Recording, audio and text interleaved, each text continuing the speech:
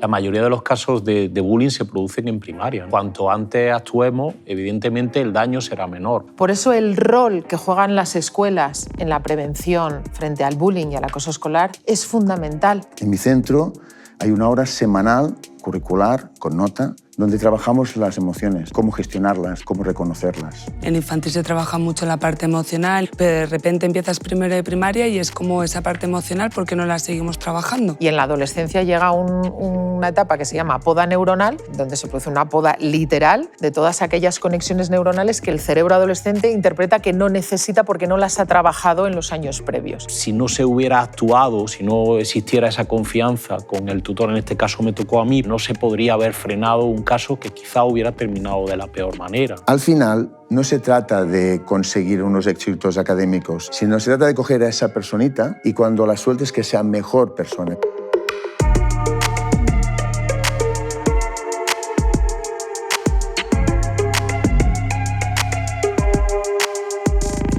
Los colegios son el alma de nuestra sociedad.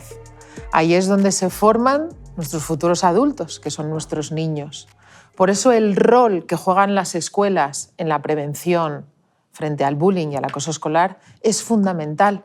Hoy tengo la inmensa suerte de tener a 3 ejemplos que con sus herramientas y sus estrategias estoy segurísima que nos van a inspirar y ayudar a todos y nos van a enseñar cuál es el rol de las escuelas en la prevención frente al bullying. Y empezamos contigo, Salvador. Bueno, a mí me han contado que tú estabas a punto de jubilarte y que pasó algo que te impidió decirle adiós al instituto. Sí, ¿Qué pasó? Cuéntanos. Sí, bueno, se me hizo una propuesta de ir a un centro que tenía una situación de depresión para intentar pues, hacer lo mismo que habíamos hecho con el centro donde estaba, ¿no? A partir de esa visión, de esa necesidad, de la necesidad de que los chicos y las chicas sean felices, de la necesidad de que entre ellos tengan relaciones sanas y el convencimiento de que debemos enseñarles ese camino, que no es automático, que las relaciones, la gestión de los conflictos no es algo automático y no solo se aprende dentro del ámbito familiar, también en la escuela.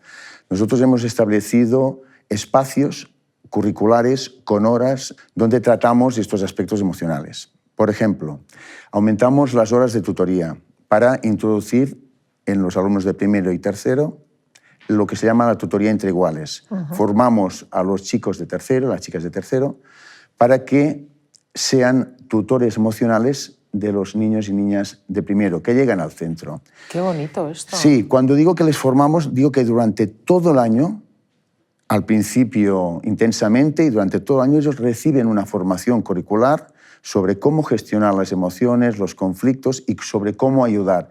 Y les damos estrategias para cómo ayudar. Cómo hacer la observación del compañero o compañero al que deben ayudar, ¿no?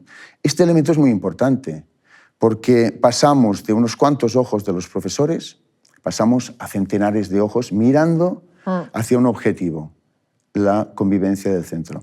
Pasamos de desvirtuar el chivato, desvirtuamos el acosador y empoderamos la persona valiente que ayuda. Y es muy grato comentar que en un centro con unos 180 alumnos, sin el apoyo de las familias, nadie quería venir a esta escuela. Estamos a punto de alcanzar los 420 alumnos. Wow. Y con listas de espera. Es importante decir estos datos no para alardear de ellos, sino para que pongamos sobre la mesa estas políticas de visión, de seguridad, de convivencia, de trabajo de las emociones, dan frutos. Y las familias lo ven, los alumnos lo perciben y se consigue, evidentemente, cambiar el clima. Y eso no quiere decir que no haya bullying en mi escuela, no lo sé, espero que no. Lo que quiere decir es que tenemos las herramientas para poder evitarlo y tenemos las herramientas para que si se produce, poder tratarlo, ¿no? Está claro que para saber matemáticas o ciencias o historia, los chavales tienen unas horas lectivas y no vale con que te den una charla a la semana con la gestión emocional o la educación emocional. Vosotros si no me equivoco, lo habéis incluido dentro del currículum, ¿correcto? Y tienen esas horas regladas. Siempre saco el ejemplo de las matemáticas porque tienen muchas horas curriculares. Es un poco de envidia, ¿eh?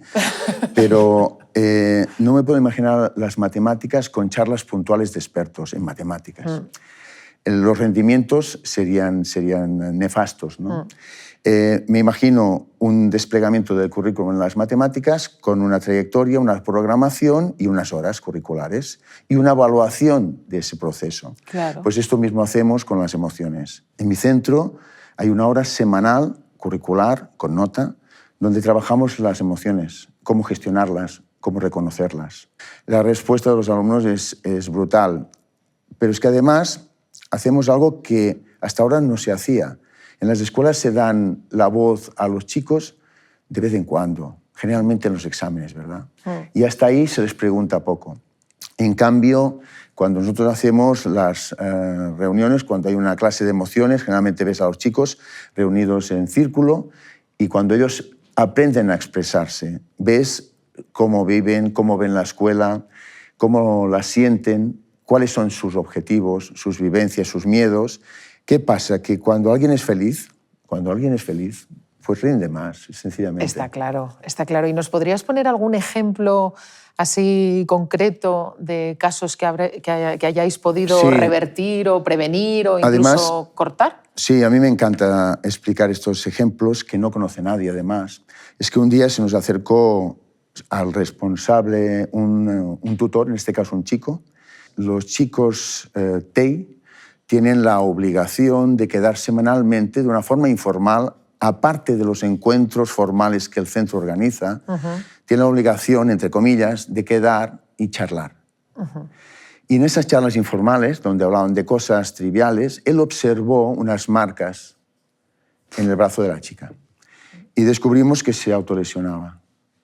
No lo sabía ni la familia ni, por supuesto, nosotros, ¿no?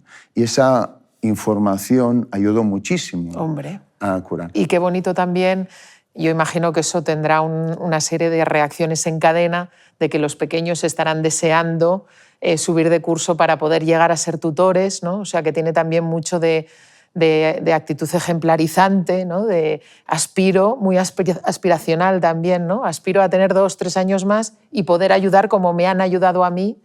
Me parece que es realmente inspirador. Ojalá ahora desde este altavoz, ojalá otros institutos y otros colegios capten esta idea. Qué bonito, Salvador. ¿Haces honor a tu nombre, Salvador?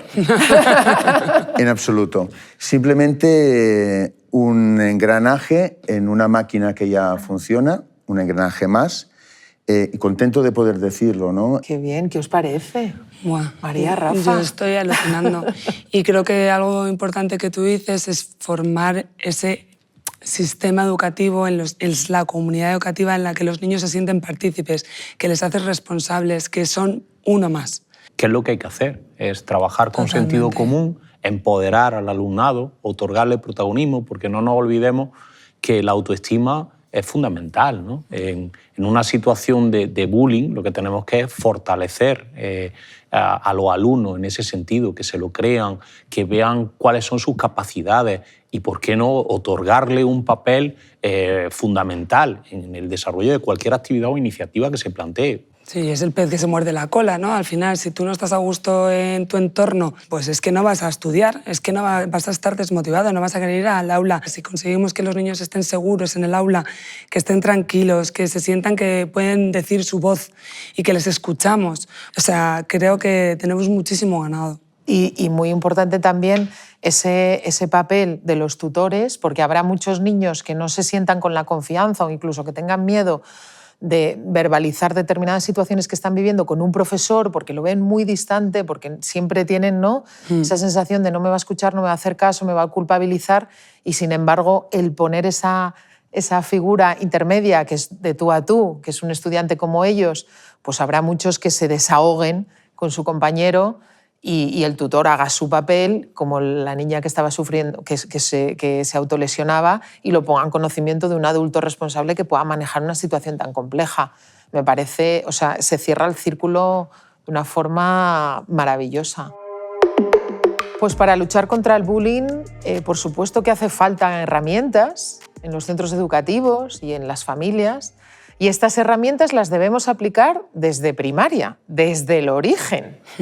Y para ello tenemos aquí a María. Cuéntanos tu evolución con el bullying. Desde el mismo momento en que empezaste a trabajar con niños, ¿ya estabas muy sensibilizada con el tema o es algo que has ido aprendiendo con el tiempo y sobre todo con la experiencia? Yo siempre he estado entre primero y tercero de primaria, entonces en esos cursos se lidia mucho mejor con ellos.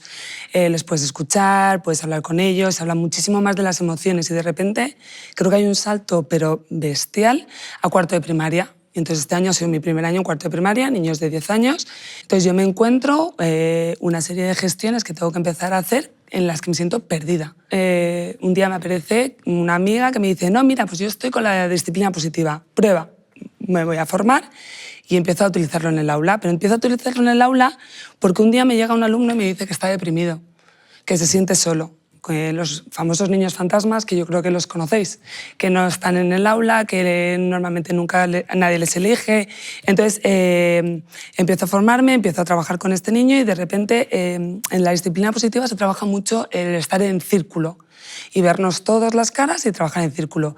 Y es muy bonito porque se genera un clima diferente cuando estás en círculo, igual que aquí puedes ver las caras a todos. Entonces lo hablamos y digo, mira, es que tenemos un problema que un compañero vuestro quiere hablar. Entonces yo le doy la palabra a mi alumno y dice, pues es que me siento deprimido. Y entonces, claro, todos empiezan, ¿pero qué te pasa? ¿Cómo puede ser? Reaccionan. Y les digo, bueno, entonces, ¿qué podemos hacer? No voy a dar la solución yo, porque al final yo creo que el adulto sabe la solución, pero no le estoy haciendo partícipe de ello. Entonces, empezaron a dar soluciones y cogimos un papel, también idea suya, y empezaron a aportar soluciones. Pues podemos jugar, decían, venga, ¿pero qué te gusta? Pues a mí me apetece hacer una discoteca en el patio. Venga, pues yo me incluyo y hacemos una discoteca en el patio. Y me apetece jugar con la pelota un día, jugamos con la pelota un día. Entonces salieron, pero una retahíla de actividades en las que las hemos ido haciendo a lo largo de una semana. Y, claro, ¿cuál es el compromiso? Que todos tenéis que firmar. Y firmo yo, entonces firmamos todos. Y entonces todos los días le decíamos al niño, venga, ¿a qué te apetece jugar hoy? Y decía, pues quiero hacer la segunda actividad que hemos puesto. Vale, chicos de cuarto C, vamos a hacer esto. Vale, fenomenal. Yo también tenía que ser parte del equipo. Claro. Y eso ellos lo han visto, ¿sabes? Que yo estaba ahí implicada. Y a raíz de ahí hemos empezado a trabajar muchas estrategias. Otra herramienta que he utilizado, porque nosotros tendemos a preguntar a los niños, ¿estás bien? Ya estás asumiendo que te tiene que decir que está bien. Entonces vamos a decir, ¿cómo estás? Y creo que esta actividad es fundamental y creo que se tiene que hacer en todos los cursos. Entonces será, divides el papel en dos, o sea, en dos, no, en cuatro, perdona. Se divide en cuatro y decimos las mayores emociones que ellos las identifican, que son triste, contento, asustado y enojado. Pero claro, yo no quiero que ellos simplemente digan, pues estoy triste ya, pero ¿dónde está esa tristeza? Entonces digo, tenéis que ir diciéndome todas las palabras que creáis que tienen relación a nivel emocional con la palabra asustado, por ejemplo. Entonces, hicimos un mural súper grande que ellos identifican la palabra asustado con pues, un montón, pero hasta humillado. Fíjate. ¿Sabes? Sale la palabra humillado, sale la palabra rechazado, que esto es relacionado con el bullying. Claro. Entonces, yo me planteé que ese póster tenía que estar todos los días visible.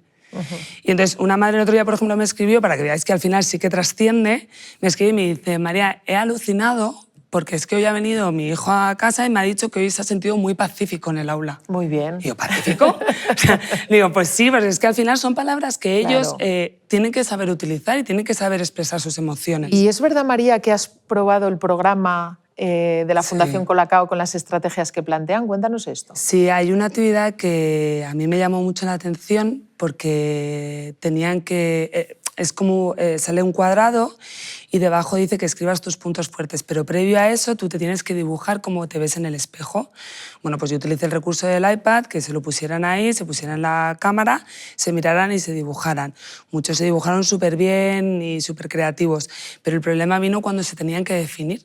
Cuéntanos algún claro, cuando caso se concreto. Pues por ejemplo, cuando se tenían que definir, una alumna vino a decirme, es que yo no sé cómo soy. no sé cuáles son mis puntos fuertes. Y les dije, venga, ¿qué creéis que podemos hacer para ayudar a una persona a definirse? Pero sacando sus puntos fuertes, no las cosas que tenemos que mejorar. Porque intento decirles que no son negativas, son algo que tenemos que mejorar. Entonces, a un alumno se le ocurrió la maravillosa idea de darle un añadido más a esa actividad.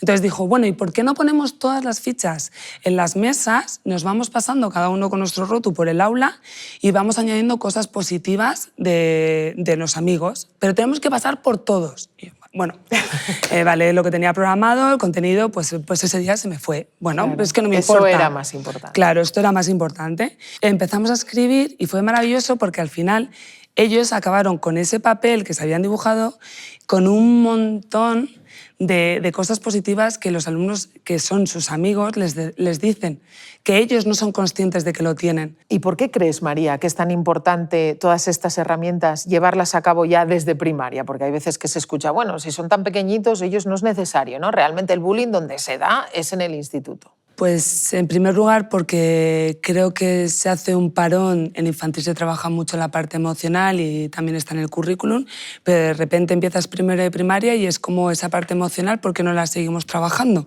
Entonces creo que tiene que haber continuidad, pero tiene que haber continuidad porque hay una plasticidad del cerebro y eso lo sabemos y que nunca dejamos de aprender. Entonces, ¿por qué tengo que hacer esa barrera como que infantil va por un lado y primaria va por otro? Y porque esa plasticidad neuronal, que me encanta que lo menciones, lo que no se trabaja no se desarrolla. Y en la adolescencia llega una etapa que se llama poda neuronal, donde se produce una poda literal de todas aquellas conexiones neuronales que el adolescente o el cerebro adolescente interpreta que no necesita porque no las ha trabajado en los años previos. Entonces, si trabajamos mucho las emociones de 0 a 3, pero luego no, o de 0 a 6, luego nos olvidamos de 6 a 12, el adolescente en su máximo esplendor de poda neuronal en esos años, su cerebro interpretará, bueno, todo esto no es importante porque llevo años sin trabajarlo y entonces irá hacia un camino que no es positivo en este aspecto de la gestión de las emociones. Entonces, maravillosa esa continuidad en la gestión emocional. Y además, Lucía, la mayoría de los casos de bullying se producen en primaria, ¿no? A unas edades tempranas. Entonces, Fíjate. cuanto antes actuemos, evidentemente el daño será menor. Podremos atajar, como señalaba Salvador, si tenemos las herramientas, que las tenemos, podremos detectar el caso y que no vaya a más. Yo ahora que os estaba escuchando, no podía evitar decir que es muy importante lo que estamos haciendo porque además automatizamos comportamientos. Esta desconexión que los adolescentes tienen, si llegan desde primaria y los primeros años de secundaria llevan unos mecanismos automatizados ya incorporados, no pueden evitar, de la misma manera que no podrían evitar ser violentos o empatizar hacia un acto violento, no pueden evitar ser buenas personas. Este elemento importante, importantísimo, es decir, vale la pena empujar en esa línea. Al final, no se trata de conseguir unos éxitos académicos, sino se trata de coger a esa personita y cuando la sueltes que sea mejor persona, que esté mejor formada en todos los ámbitos generales, ¿no? Y ahora cuando nos estaban escuchando, estaba sintiendo como una sensación de felicidad, ¿no? De decir, vamos por el buen camino, ¿no? Pero es importante poner también evidencias a ese buen camino. Y la escuela no solamente es una relación entre iguales, tenemos una figura que es trascendental en el desarrollo y en la vida de los chicos y de las chicas, que es la figura del tutor. Para ello tenemos a Rafa. Cuéntanos tu experiencia. Los tutores deben ser nexos, ¿no? Entre la familia y el centro educativo. Deben ser esas personas, esos adultos de máxima confianza a las que puedan contarles los alumnos qué les sucede, cómo se sienten y si necesitan ayuda, saber que están ahí, ¿no? Que estamos ahí. Tú tuviste un caso de ciberbullying. Hoy en día el acoso escolar no es como cuando nosotros éramos chiquillos, ¿no? Que era el momento del patio, el momento de la entrada y de la salida del cole y luego tú ya llegabas a tu casa y era tu espacio seguro, sino que ahora los niños que sufren bullying son las 24 horas del día porque llegan a su casa, se meten en su habitación y si ya tienen dispositivos pues es un acoso y derribo tremendo. ¿Nos cuentas un poco de este caso de ciberbullying que viviste? Los niños cada vez usan más las redes sociales. Creo que debemos enseñarles, bajo mi punto de vista, cómo se tienen que usar, de qué manera, qué consecuencias tiene. Y en este caso, uno de los muchos casos que se me han presentado, pues sí, fue un caso de ciberacoso. Y recuerdo las palabras textuales de un alumno, que no era en este caso el agraviado, pero que quiso ayudar, aportar ese granito de arena. Y en una tutoría pues levantó la mano y me dijo: Rafa, me gustaría enseñarte el móvil. Salimos al pasillo y claro, pues yo me quedé asombrado. Cuando me enseña el móvil veo imágenes que se habían viralizado de una chica menor de edad que pues aparecía pues, prácticamente desnuda. Que era una chica del Era centro. una chica del centro. Todo surge, pues yo creo que se puede dar desgraciadamente con mayor frecuencia de la que creemos, fruto de una relación. Es decir, un chico que sale con una chica y el chico reacciona de una forma vengativa porque lo han dejado, ¿no? Y empieza a compartir fotos que evidentemente pues, solamente se habían compartido entre ellos, como pareja. Si no se hubiera actuado, si no existiera esa confianza con el tutor, en este caso me tocó a mí, por suerte, pues no se podría haber frenado un caso que quizá hubiera terminado de la peor manera, ¿no? Nuestra labor debe ser la de dar ejemplo, ¿no? Con nuestro día a día, con nuestras actuaciones. Y luego pues te llegan mensajes. Yo cuento como anécdota, siempre llevo en la cartera, además de las fotos, como todo nos ocurre, ¿no? De las personas queridas, de los que más queremos, pues yo llevo ya una tarjeta. A ver. Sí, ya está muy arrugada, ¿eh? Pero bueno. Y es de un chico hace ya muchos años pues, que sufrió muchísimo, ¿no? En este caso se presentaban homofobia, acoso escolar, y viene a decir así, dice: espero que sigas llenando tu vida de logros, pues a mí me enseñaste a no desistir en mis metas, te echaré de menos, ¿no? Eso al final pues creo que llega. Qué bonito. Para mí esto es más importante, aunque esté arrugado, que te den un premio o que tengas mayor o menor reconocimiento. Esto yo creo que al final es lo que queda. Y aunque esté arrugado, pues yo sigo llevándolo en la cartera. Escrito por un adolescente, además. Sí. Y que no podemos olvidar que la labor de educar, yo creo que es responsabilidad de todos, ¿no? Sí. La famosa frase de en casa se educa y en la escuela se enseña, creo que es un craso error. Sí. Evidentemente la responsabilidad mayor debe recaer en los padres, eso no podemos obviarlo, pero que todos sumamos y que nosotros como docentes tenemos un papel fundamental, no exclusivo, tampoco puede caer todo el peso en nosotros, pero sí debemos aportar. ¿Y qué herramientas consideras que se podrían poner en marcha o que tú conozcáis que ya se pongan en marcha en torno a la prevención del bullying? Desde encuestas anónimas, nosotros hemos llevado a cabo pues, encuestas anónimas, porque a veces cuando figura el nombre, por miedo, el niño no se abre, es incapaz de contar realmente lo que le ocurre. Dinámicas, ¿no? Como la del patito feo, ¿no? ¿En qué consiste esta del patito feo? El patito feo simplemente le cuenta a los alumnos en clase de dónde viene toda la historia del patito feo, que Hans Christian Andersen sufrió acoso escolar. Entonces, dicen los estudiosos que el patito feo surge un poco como respuesta, o viene a radiografiar o a describir lo que él sufrió.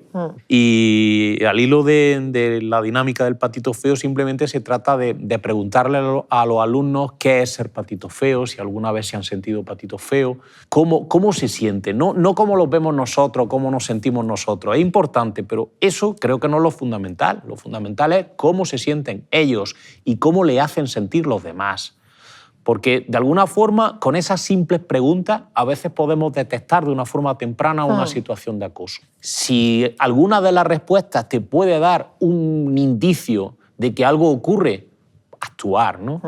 Y a veces salen casos. Salen, y lo de los indicios, los niños que son así tan transparentes y tan inocentes, pues yo muchas veces también pongo en marcha así dinámicas que voy leyendo que me parecen interesantes, y yo hay veces que a los niños en consulta les pregunto qué animal les gustaría ser, ¿no? ¿Y a ti qué animal te gustaría ser si...?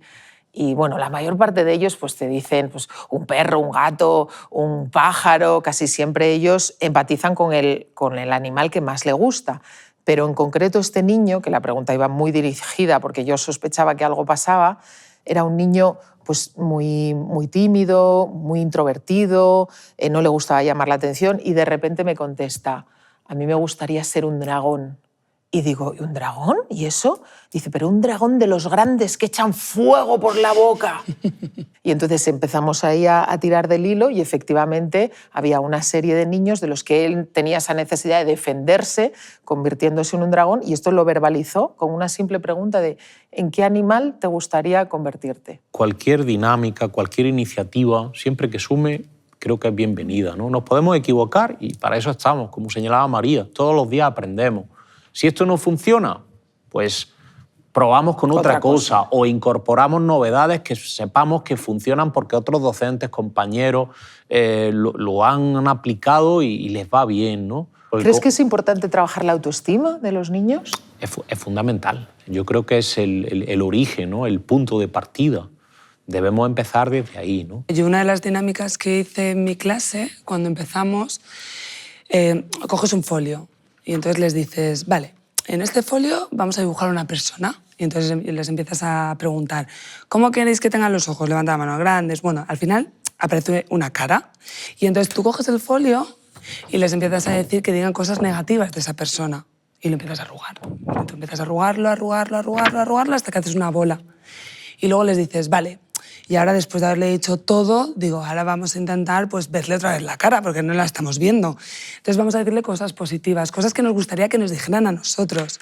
Entonces lo vuelves a desenrollar y les digo, ¿qué ha pasado? ¿Qué ha pasado aquí? Y entonces, claro, todos se quedan en blanco porque es como, es que está arrugado, es que hay marcas, es que eso ya no lo vas a poder remediar. Entonces creo que es un momento de decir, ¿qué pasa? Y ellos cambian el chip y lo que hicimos es colgarlo también en el aula. Todo tiene que estar visual, tiene que estar presente para ellos en cada momento. Exacto, que las palabras tienen un impacto sí. Y pueden dejar una cicatriz, en ocasiones permanente, y hablando de bullying, sobre todo va a su línea de flotación, que es la autoestima. Y luego nos encontramos con adolescentes y con adultos con graves problemas de autoestima por una situación de bullying mantenido en el tiempo. Bueno, con ejemplos como los vuestros es imposible no cargarse de optimismo, pero permitidme el guiño, vamos a ver qué deberes, según vuestro criterio, nos pondríais a las familias y al sistema educativo. Venga, vamos a mojarnos. Muchas veces las direcciones de los centros, antes lo hablábamos con Rafa, niegan la evidencia, ¿no? No, en mi centro no se fuma, en mi centro no hay bullying, en mi centro no. ¿Y tú qué sabes? El bullying simplemente necesita un acosador y una víctima. Y no depende del centro, depende del acosador y depende de que encuentre una víctima, ¿no? Por tanto, lo que tiene que hacer el centro es ser consciente de eso y decir, yo me atrevo a decir, espero que ahora mismo no haya bullying, ¿no? Pero es probable que esto pase. Simplemente que en mi centro existen las herramientas para poder prevenir, para poder, si ocurre, de alguna manera tratarlo, y estamos luchando continuamente para desprestigiar el rol del acosador, ¿no? Es mucho más tranquilo, relajado, seguro, afable, mirar a los ojos de las familias y decir, mira, no ha salido bien, pero lo hemos intentado, como en cualquier operación. Como ese profesor de matemáticas, ¿verdad?, que le dice a la familia, no lo hemos conseguido. A veces pasa, ¿no? Llega a cuarto de la ESO y dice, es que no lo hemos conseguido, se ha quedado por el camino. Puede pasar. Y esto ocurre en todos los ámbitos de la vida. En todos. Y tenemos que ser conscientes de ello. Y me gusta decirlo claramente y cada vez con más seguridad, ¿no? Esto prestigia al centro. Y normalizar, hablar sin tapujos, como están haciendo en el centro de Salvador, ¿no? Qué es bullying, qué no es bullying, verlo como algo normal, hablar de sus consecuencias, que puedan conocer a qué nos enfrentamos los alumnos, que sepan cómo reaccionar, como bien decía Salvador, porque el silencio cómplice a veces lo que puede hacer es agravar, ¿no?, una situación de acoso escolar. Rafa, ¿tú crees que como tutor las familias tienen las herramientas suficientes o los conocimientos como para ponerse en contacto con vosotros cuando hay un problema? O sea, ¿tú crees que eso fluye? O sea, ¿las familias son conscientes que está la figura del tutor? Todavía creo que hay que recordarlo, ¿no? Los niños a veces, bien porque no hay una comunicación fluida entre padre e hijo, bien quizá porque no quieren preocuparles, no se produce esa comunicación, ese diálogo necesario. Entonces los padres son los últimos en enterarse. Entonces creo que falta comunicación y debe existir también, aparte de entre padre e hijo, entre escuela y familia. Es importante, los padres me mandan mail a mí, pero son preguntas que los niños quieren que se respondan. Entonces yo lo que hago es no respondo a los padres y les digo a los niños lo que le tienen que decir a los padres. Muy bien. Entonces cojo el iPad y le digo, apunta en notas. Y entonces, mira, tu padre me ha preguntado esto y se lo vas a comentar tú. ¿Sabes? ¿Por qué? Responsabilizar. Yo de todas formas insisto, porque sé que hay niños que esto me lo han dicho muchas veces, es que yo no quiero decirle a mi padre nada porque me siento débil en la familia. Y yo sé, ¿cómo? Fíjate. Sí, claro, entonces es que, no, vamos a trabajarlo, o sea, quiero que te comuniques con ellos igual que te comunicas conmigo. Y los padres luego es verdad que te hacen el feedback y te lo agradecen, gracias porque ha venido y nos ha contado. Muy bien. Y creo que eso es importante. Muy bien. A mí me ha ocurrido y me sigue ocurriendo todavía que a veces los alumnos les falta confianza para hablar con sus padres. Entonces te dicen, Rafa, me ocurre esto, pero es que si mi padre se lo digo, normalmente suelen ser más los padres los que nos enfadamos, me va a reñir o me va a decir o va a reaccionar de mala forma. Bueno, yo si quieres te ayudo, yo voy a ser un poco el mediador, nos reunimos, pero al final el mensaje se lo vas a dar tú. Yo te voy a allanar el camino, le voy a decir a tu padre o a tu madre, bueno, pues que no pasa nada, que lo que te está ocurriendo es normal, que, por ejemplo, si un alumno baja en una nota, puede ocurrir, claro. Puedes tener un mal día, un accidente. Cuando es por falta de trabajo, pues entonces sí hay que reñirte, pero bueno, tampoco cargar todas las tintas, ¿no?, contra ti, sino que hay que darles también mensajes positivos, esos refuerzos positivos, de decir, bueno, pues has suspendido un examen o te ha pasado esto, ¿no? Nosotros también tenemos una visión diferente, por ejemplo, de primaria. En primaria las familias acompañan muchas veces a los niños a la escuela, los tutores y las tutoras son más accesibles, y en secundaria incluso los chicos impiden que las familias se acerquen, ¿no? Entonces debemos ser conscientes de esta realidad, ¿no? Yo a mis familias lo que les digo, incluso antes de que sean mis familias en las puertas abiertas, ¿no?, que busque, que escuche, que decida, que se implique y que confíe. Porque estos tres procesos son muy importantes. No todas las escuelas ofrecen lo mismo. Eso es así. Por tanto, es importante que busquen cuál es el modelo de escuela que desean para sus hijos. Eso requiere un tiempo y una implicación. En segundo lugar, que una vez tengan sobre la mesa unas cuantas posibilidades, decidan. Y una vez han decidido, que confíen, ¿no?, que confíen. Y luego a la escuela lo que le pido es que tenga una estructura para que la comunicación con las familias, que es imprescindible, ese trabajo conjunto, sea posible. No, incorporar aspectos que tenemos en la sociedad actual y que antes a lo mejor no teníamos, ¿no?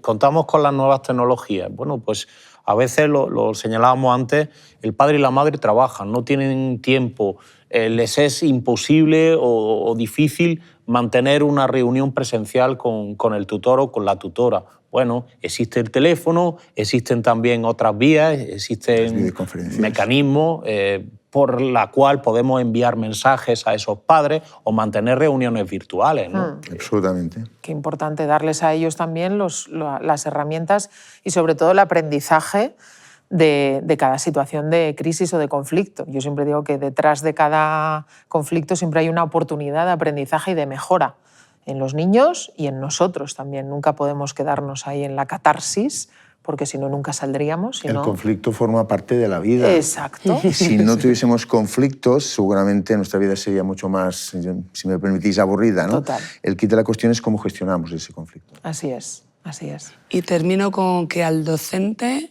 por favor, que no se preocupe si no llega al contenido, porque llegará. El alumnado llegará, o sea, que no es la parte fundamental si vemos un problema que está en el aula a nivel emocional. Y lo que les va a hacer realmente felices y llevar una vida plena a nuestros hijos y a nuestras hijas no es que tengan un currículum de un no sé cuánto en tantas materias, sino que sean buenas personas, que sepan resolver sus conflictos, que acepten la vida como llega, pero con ese espíritu de lucha y de valentía ante las adversidades. Y eso se hace con todas estas herramientas que habéis puesto encima de la mesa.